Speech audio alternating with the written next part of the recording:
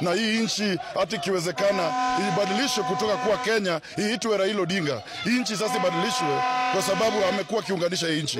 Kwa hivyo nchi ile tunataka, Mheshimiwa Ruto yuko hapa, tutambuomba kwa ajili ya sisi ya kwamba jina ya Kenya lazima ibadilishwe. Tulipewa. If you die, there's nothing to fear. Why? Because you either go to heaven or to hell. Kenya iliamka ikiwa katika simanzi kuu baada ya kudhibitishwa kifo cha aliyekuwa waziri mkuu wa kwanza wa taifa hili, Raila Amolo Odinga. Aliaga dunia nchini India alipokuwa akipokea matibabu. Habari hizo zilizothibitishwa na familia yake na viongozi wa chama cha ODM ziliibua mawimbi ya huzuni na tafakari katika kila pembe ya taifa. Raila Amolo Odinga, in full realization of the high calling, assumed the office of the People's President of the Republic of Kenya. So help me God.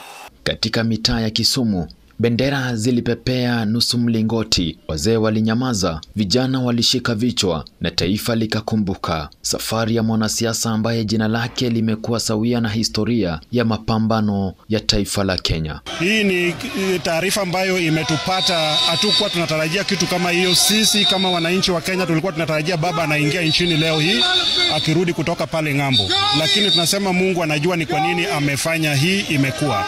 Na hii nchi hata ikiwezekana ibadilishwe kutoka kuwa Kenya iitwe Raila Odinga. Hii nchi sasa ibadilishwe kwa sababu amekuwa kiunganisha hii nchi. Kwa hivyo nchi ile tunataka, Mheshimiwa Ruto yuko hapa, tutambuomba kwa ajili ya sisi ya kwamba jina ya Kenya lazima ibadilishwe. Tulipewa. Kwa zaidi ya nusu karne, Raila Odinga aliishi na kupumua kwa ajili ya Kenya. Kila hotuba yake ilikuwa wito wa haki, kila hatua yake ilikuwa jaribio la kuleta mabadiliko.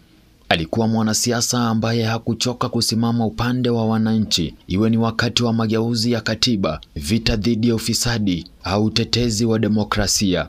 Wafuasi wake walimuona kama baba, si kwa sababu ya umri, bali kwa sababu ya upendo wake kwa taifa. I believe strongly that no matter our disagreements, our visions and disappointments, we have to have a country first.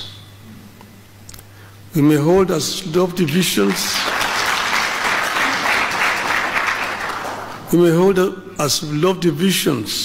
as we wish, but without a country to implement the ideas, they will remain mere wishes and deferred dreams. Katika historia ya kisiasa ya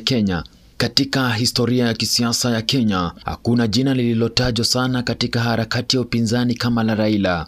Safari ya Raila haikuwa rahisi. Mara kadhaa alikamatwa, kufungwa na kuteswa gerezani kwa msimamo wake wa kisiasa. Alihama kutoka jela hadi jukwani, akipigania Kenya yenye usawa, akijua hatari iliyo mbele yake. Mara kadhaa aliona ushindi ukimponyoka, chaguzi zilizogubikwa na utata, maridhiano yaliyotawaliwa na siasa za usaliti na mashambulizi ya kisiasa yaliyolenga kudhoofisha urithi wake. Lakini hata katika hayo yote, hakuwahi kutamka neno nimechoka. You are addressing employment, you are addressing shelter, you are addressing education, you are addressing health. Cha baba Raila kimeacha pengo kubwa, si tu katika siasa, bali katika moyo wa taifa. Ni nani atachukua nafasi yake katika uongozi wa ODM? Je, muungano wa Azimio utadumu?